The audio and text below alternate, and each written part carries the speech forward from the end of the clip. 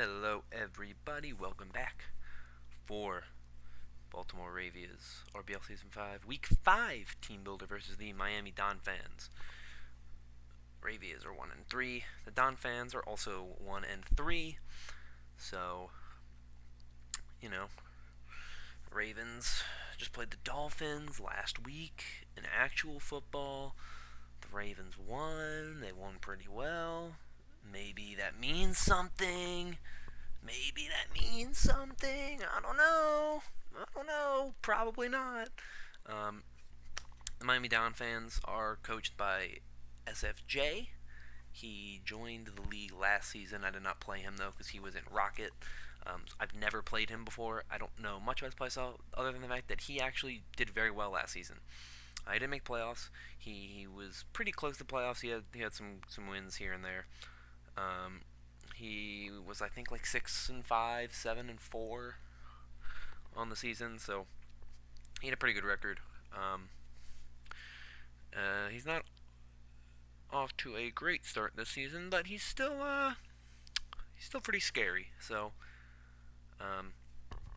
especially with his team. His team is very, very scary. So we'll take a look at his team.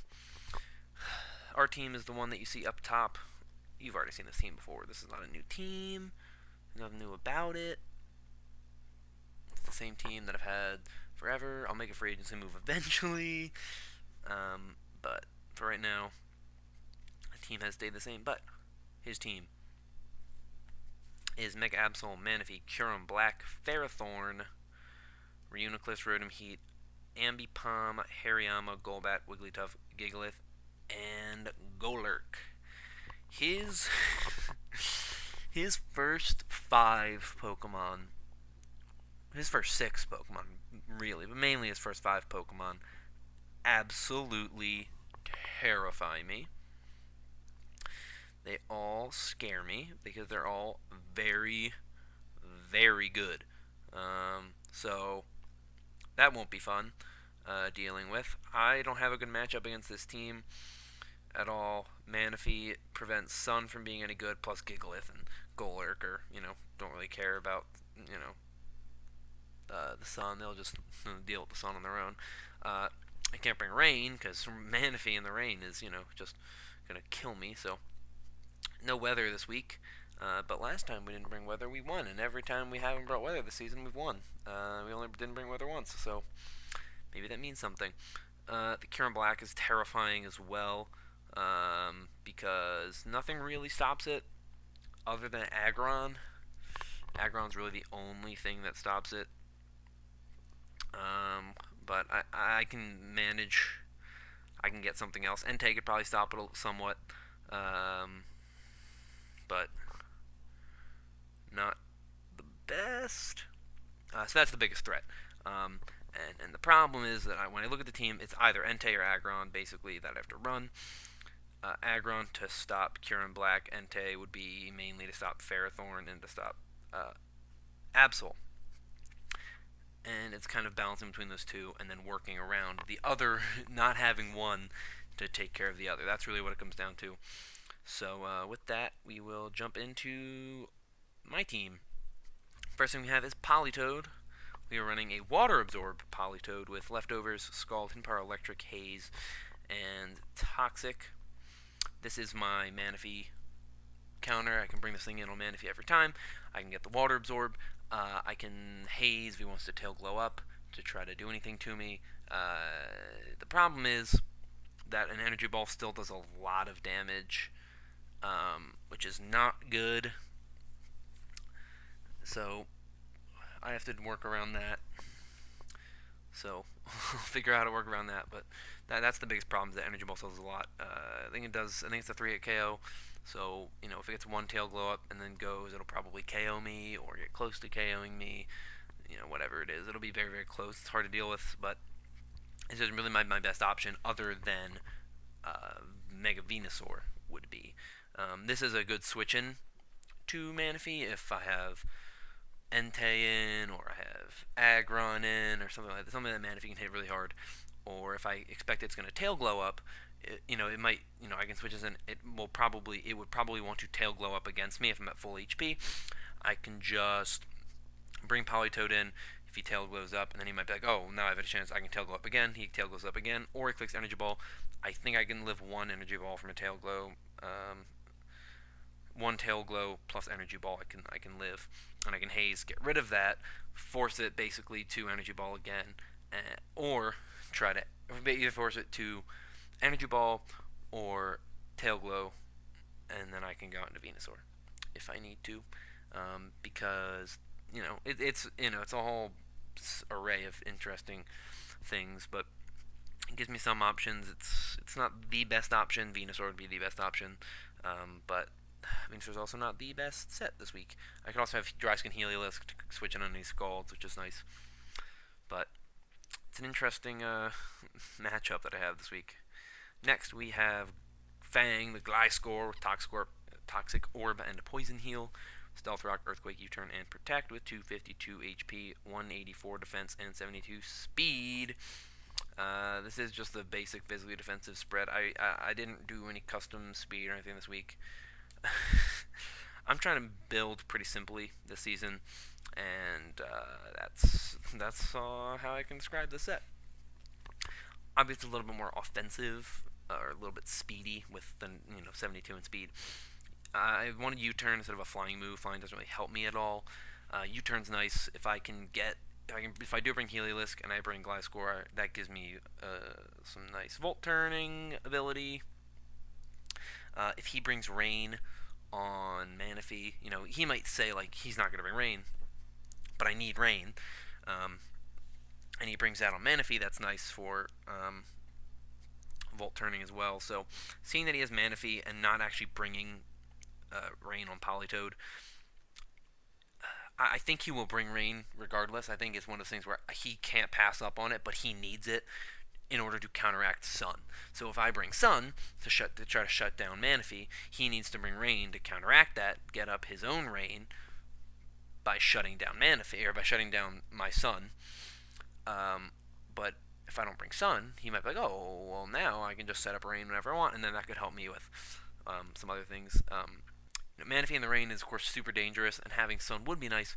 The problem is that Ninetales is not going to live anything. Now, if I had Drought Torkoal, that would be a different story, and I'm definitely looking forward to running some Gen 7 Sun teams, because those will be fun. But that would be Gliscor. Earthquake is just for coverage. Stealth Rock is nice, helps deal with chip damage. I don't recall exactly who his Spinner or Defogger is. I'm trying to think. He has a Magic Bounce user in Absol. Part of the reason also why I wanted to have U-turn on here, so that if it's an area where like obvious rocks might happen, and he has a Mega Absol already, boom, U-turn out, get some big damage off, and then bring in Entei or whatever for the extreme speed. Some kind of priority move, which Entei will be coming this week. Guess I'm kind of spoiling that. I gotta stop doing that. Anyway, next we have Weavile, Hold My Weave. Weavile Choice Banded with Knockoff, Ice Shard, Ice Punch, and Low Kick. I very rarely run Choice Banded Weavile, but I felt like Choice Banded Weavile was really my best bet. This is an offensive check to Kyurem Black. Kyurem Black, I don't believe outspeeds Weavile. I believe it has like the same speed as regular Kyurem. I don't actually remember though, but I think it's the same speed. No matter what though, I mean, unless you wanted to run it scarfed, I do outspeed, which is always nice. And low kick does a lot of damage. Its speed is 95, so I do outspeed that pretty handily. So with base 95 speed, I can always bring this thing in. I can click the low kick for good damage. Banded low kick does so much damage. It's a good thing to have. He does have Golurk, so I have to look out for that. But low kick also helps me if he wants to bring in his Gigalith, which he wouldn't, because that would still take super effective damage from any kind of ice attack. But I have options. But banded low kick does a lot of damage, and that is what I really need to deal with that. So that's why I'm running it. I'm running the Ice Shard for priority, because priority is always nice.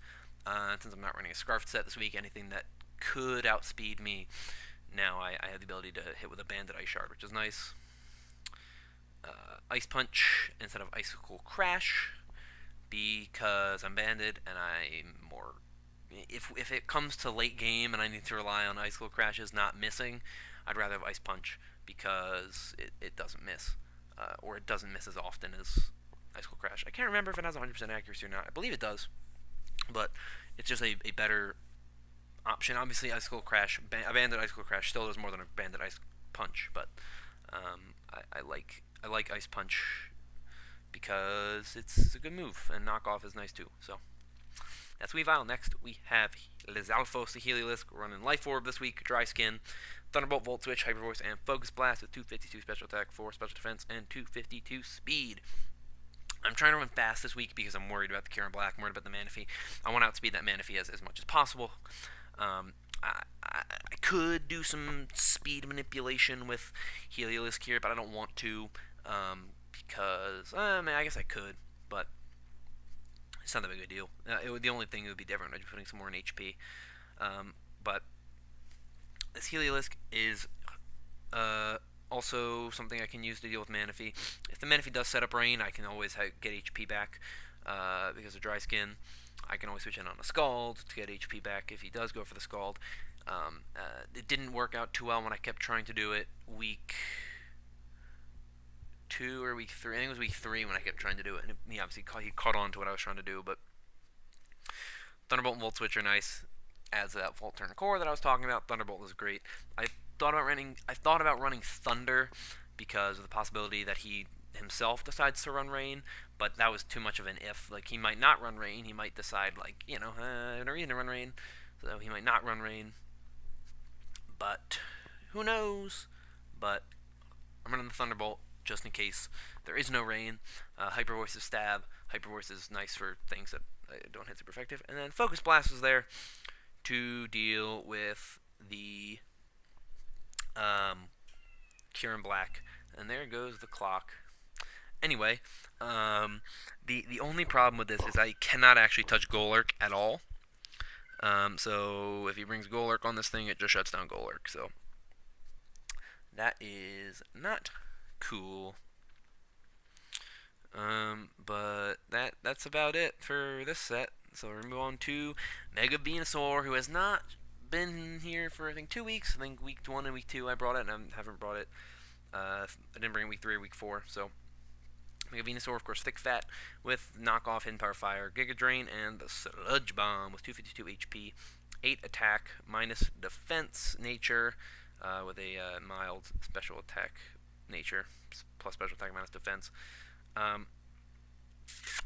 probably change that nature to minus speed, or minus. I mean, I could do minus attack too, and put the 8 in special attack, or 8 in. Yeah, I might actually change it to modest before the battle. I'll change it to modest, which that's very weird. Why put 8 in attack and also subtract attack? I don't want to lose any defenses. I don't want to lose any speed. And, I could go in mild. I could go in neutral nature, but I want the plus special attack. And I have knockoff just because he has the Reuniclus. So if he wants to come into the Reuniclus, when I will hit it, I'm not gonna hit it very hard no matter what I do. So I don't really have many good answers for the Reuniclus either. I guess Gliscor is probably my best thing. I can Volt Turn on it. U-turn and Volt Switch on it. That's about all I can really do. Yeah, I'll probably switch it to modest. So make note of that. But other than that, that's about it for the set. The Sludge Bomb is there because he has. What does he have that Sludge Bomb hits? I don't actually remember. Hidden Power Fire is there for the Fortress. Sludge Bomb is there for a reason. I don't remember. I put it on there for something. Drawing to light. I don't think he has a Fairy type. I'm actually going to go back real quick. What is his team again? Wigglytuff. That's why. It's there for the Wigglytuff. That is why. Doesn't do a lot. That could switch out as well, but there's really no other moves he gets that I'd want to run, so I just have it there for the Wigglytuff. Because, as I mentioned, nothing else that Mega Venusaur gets really hits anything. But now we move on to our 6th and final Pokemon for the team. Entei, of course, I mentioned it. I was very split here, and I actually was not going to run Entei. I was going to run Aggron because I thought Aggron was the better option. I thought Aggron gave me something good. I thought Aggron really helped me defensively. I was going to run an offensive Aggron. I was going to Bandit Aggron still. It was going to be Iron Head, Head Smash, Ice Punch, and Fire Punch, which incredible coverage. The problem was that I would then suffer from one move syndrome, and I think he would always switch in Ferrothorn on me. So I could click Fire Punch every time if I wanted to, but it got to the point where that's what I was gonna run, but ultimately Tothero and I decided that the best option's probably just to run Entei because I need that extreme speed to deal with an Absol. An SD sub Absol will wreck my team. I need to deal with that, so that's important. And then also, just having it's nice. It gives me a better answer to Ferrothorn, which having Entei made it possible for me to run Hidden Power Electric on Politoed instead of having to run Hidden Power Fire. Um, so that's important as well. Of course, it's adamant because it has to be adamant because of the event that comes with extreme speed. That's the biggest problem with Entei, is that Entei is such a predictable Pokemon when it comes. You know what it's going to have. If you see Extreme Speed, you know it's adamant. You know it's probably banded. You know that it's probably got Sacred Fire, unless you have Flare Blitz, which is always possible as well. But you're not gonna. Extreme Speed is going to be there if assuming you see it. If you see it's a shiny, Extreme Speed's a possibility. If it's not a shiny, you know they don't have Extreme Speed. That's the biggest problem with Entei, but I do really like Entei. I have the Stone Edge, the Iron Head as well, for some additional coverage. Stone Edge is there for the Rotom Heat mainly. Uh, 3 of the 4 moves are very, very good against Kieran Black. Iron Head and Stone Edge is super effective. Sacred Fire is neutral, but it'll still do a lot. So, yeah, that is the team for Week 5. I'm not too confident about this match. I don't think I have a very good matchup against SFJ's team. I think I said Week 2 I didn't have a good matchup, but I really don't have a good matchup this week. It's a tough one for me, and this will be an uphill battle through and through. But we'll see if the team can pull through. We'll see if some success can be found. But with that, I am going to get out of here. If you guys enjoyed, please leave a like, comment, and subscribe. And I will see you all next time. Peace.